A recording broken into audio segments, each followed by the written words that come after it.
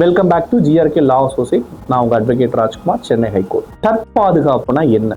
சட்டம் சொல்வது என்ன? ஒருத்தனை நீங்க கோபத்துல அடிச்சாலோ, பழி வாங்கணும்னு எண்ணத்துல போய் அவனை தாக்குனாலோ, அவன் உடல்ல வந்து காயங்கள், கொடுங்காயங்கள், உயிரிழப்பு, கைகால் செயலிழப்பு, உறுப்புகள்ல சேதாரங்கள் இது மாதிரி இருந்துச்சு அப்படின்னா கொலை முயற்சி, 2வது கொலை, அவருடைய உடல் உறுப்புகளை சேதப்படுத்தியதாக கருதி குற்ற வழக்குகளை பதிவு செய்து நடவடிக்கை எடுக்கும். அதே சட்டம் ஒருத்தர் உங்களை குத்த வரும்போதோ, வெட்ட வரும்போதோ, அடிக்க வரும்போதோ, தாக்க வரும்போதோ உங்களை தற்பாதுகாப்பு செய்து கொள்வதற்காக அவனை தள்ளி விட்டுட்டு 2வது தாக்க வரும்போது அவனை தாக்கி அது மூலியமா அவன் கீழே விழுந்து அவனுக்கு ஏதாவது ஒரு இன்சிடென்ட் நடந்து ஏதாவது ஒன்னானா சட்டம் அந்த நேரத்துல உங்களை எதுவும் செய்யாது.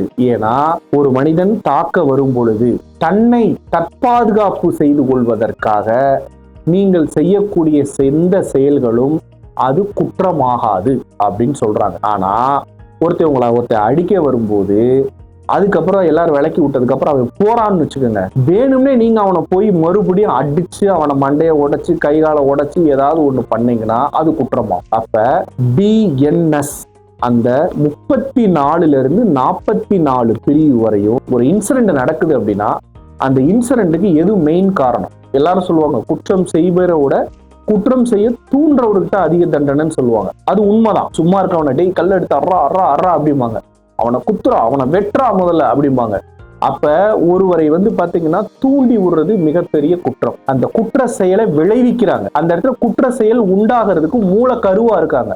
அப்ப அது மிகப்பெரிய குற்றம். நீங்க தற்பாதுகாப்புக்கு அவங்கள தள்ளி விட்டு இல்ல அவங்கள அது மூலியமா அவங்களுக்கு காயம் உண்டானாலோ எது உண்டாலும் அது உரிய சாட்சிகள் விடும். அதையும் பாத்துக்கோங்க. முதல்ல இப்பெல்லாம் டெக்னாலஜி எவ்வளவு வளர்ந்துருச்சு. ஒரு கேமரா ஆதாரமோ யாரோ ஒரு போன்ல வீடியோ எடுத்தோ இல்ல ஒரு வாய்ஸ் ரெக்கார்டோ இந்த மாதிரிலாம் இருந்து அதை சட்டப்பூர்வமா நிரூபிச்சிட்டீங்க அப்படின்னா உங்களை பாதுகாப்பதற்காக நீங்கள் அதை செய்து கொண்டீர்கள் என்று சட்டம் உங்கள் மீது எந்த ஒரு குற்ற வழக்குகளையும் பதிவு செய்யாது.